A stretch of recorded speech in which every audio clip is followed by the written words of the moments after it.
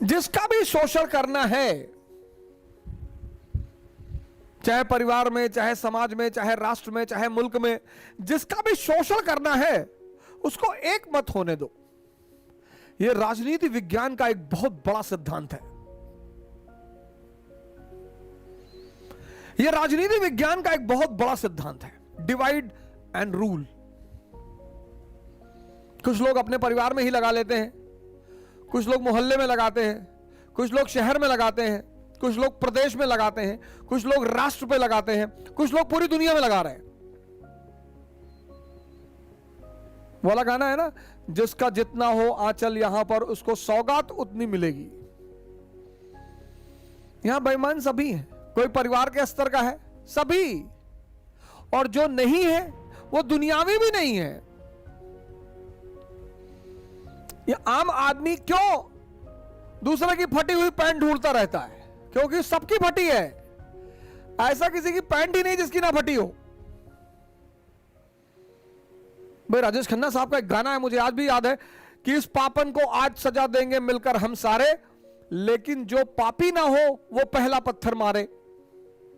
जो भी सेंसस पे जी रहा है सर, जो भी इंद्रियों पे जी रहा है, उसके अंदर काम वासना होगी सर, होगी सर। सेंसस पे जो भी जी रहा है उसके अंदर अच्छा भोजन करने की तमन्ना होगी, जो भी इंद्रियों की रिक्वायरमेंट है सर। लेकिन इस समाज को एक बड़े अच्छे तरीके से बांध कर रखा गया है। इस समाज में 98% लोग खुद से लड़ते हैं, खुद से। 98% लोग खुद से लड़ते हैं, करना कुछ चाहते हैं, होता कुछ और है। और मजेदार बात यह है कि इस समाज में सब एक दूसरे को गाली देते हैं, भला बुरा कहते हैं।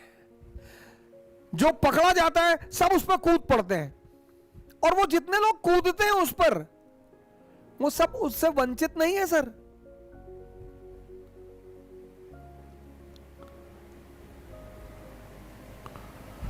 दूसरे के पकड़े जाने पे जो समाज खुशी, अरे देखो भैया ऐसा कह रही है, तो तुम अभी पकड़े नहीं गए हो। 98% लोग पकड़े नहीं गए, वरना इस हम्माम में सभी नंगे हैं। दुनिया का सबसे बड़ा नियम है डिवाइड एंड रूल। जिसका भी शोषण करना है उसे बांट दो, उसे तोड़ दो। और 1857 के दौर में हिंदू मुस्लिम एकता अंग्रेजों के लिए बहुत बड़ा झटका बनी। तो फिर अंग्रेजों ने सोचा कि भाई अगर ये एकता बनी रह गई तो हम तो गए। अब सत्ता बदली, कंपनी से क्राउन के पास सत्ता आ गई। जो मॉडर्न युग का पीरियड है, मॉडर्न हिस्ट्री है, वो दो पार्ट में है। एक 1757 से 1857 और दूसरा 1857 से 1947। यह कंपनी का काल है, ईस्ट इंडिया कंपनी। यह क्राउन का काल है, ब्रिटिश क्राउन।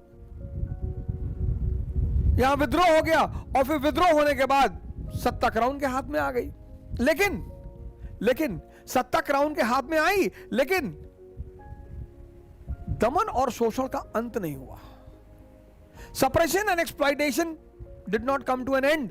तो अब जब दमन और शोषण का अंत नहीं हुआ, तो ब्रिटिश हुकूमत को यह बात एकदम स्पष्ट थी कि अगर हमने इन दोनों की एकता बरकरार रखी तो हम लंबे समय तक शासन नहीं कर पाएंगे।